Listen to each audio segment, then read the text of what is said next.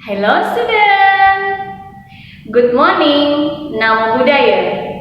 Jumpa kembali dengan Teacher Yohana di video pembelajaran tematik kelas 5. Masih semangat belajar? Harus semangat. Kali ini Teacher akan mengajar tema 4, subtema 2, dan pembelajaran yang ketiga. Nah, sebelum Teacher menyampaikan materi yang akan Ananda pelajari, terlebih dahulu Teacher akan menyampaikan tujuan pembelajaran yang harus Ananda capai. Pertama, siswa dapat menjelaskan amanat pantun dan menunjukkan ciri-ciri pantun secara tepat. Yang kedua, siswa dapat mengidentifikasi interaksi manusia dengan lingkungan secara tepat. Yang ketiga, siswa dapat mengidentifikasi aktivitas masyarakat sekitar yang berkaitan dengan pembangunan sosial budaya dengan benar. Dan yang keempat, siswa dapat menyebutkan tanggung jawab sebagai masyarakat dengan benar.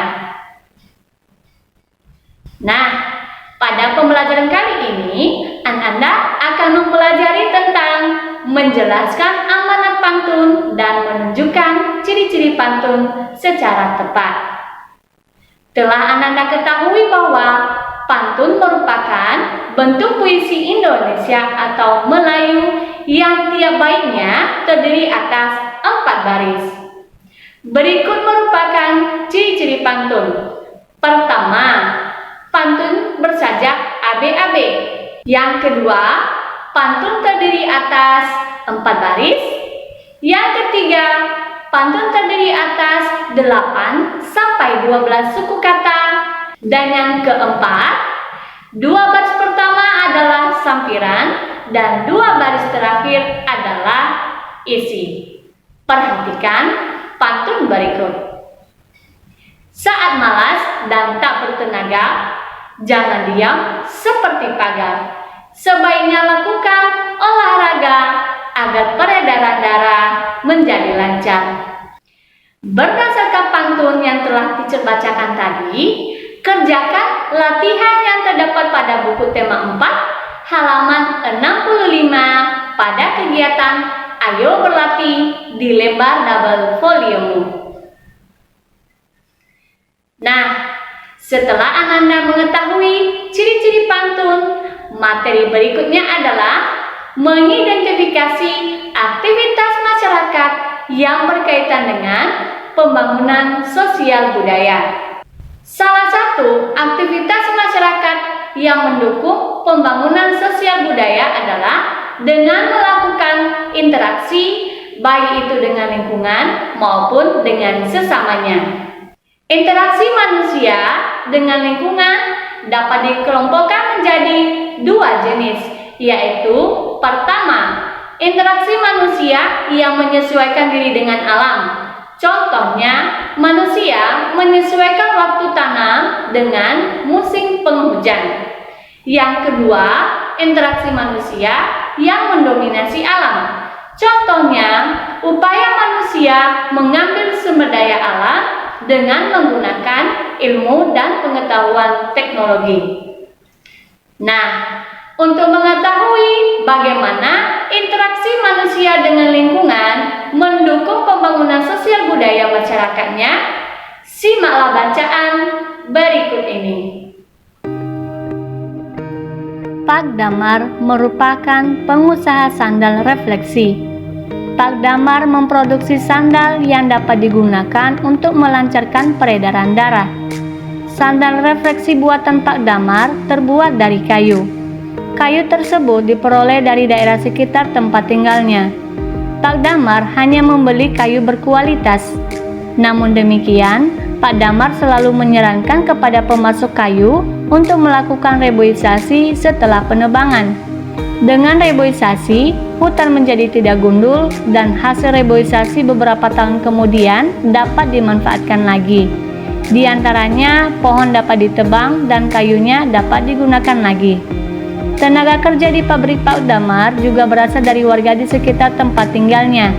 Sebelumnya, mereka diberi pelatihan terlebih dahulu oleh Pak Damar. Bahkan kini, beberapa tenaga kerja Pak Damar telah membuka usaha sendiri. Pak Damar kemudian menjadikan mereka sebagai mitra kerja untuk memenuhi permintaan pasar yang semakin meningkat. Dari bacaan tersebut, tindakan yang dilakukan oleh Pak Damar merupakan contoh pembangunan sosial budaya. Sekarang, tugas Ananda adalah kerjakan latihan pada buku tema 4 halaman 67 dan 68 pada kegiatan Ayo Berlatih di lembar double foliomu. Setelah Ananda mengetahui aktivitas masyarakat yang mendukung pembangunan sosial budayanya, materi berikutnya adalah tanggung jawab sebagai warga masyarakat dalam pengambilan keputusan. Pada subtema 1, Ananda telah belajar tentang hak, kewajiban, dan tanggung jawab. Tentunya Ananda masih mengingat dengan pengertian tanggung jawab, bukan? Ya, tanggung jawab merupakan kesadaran manusia akan tingkah laku atau perbuatannya dalam melaksanakan kewajibannya.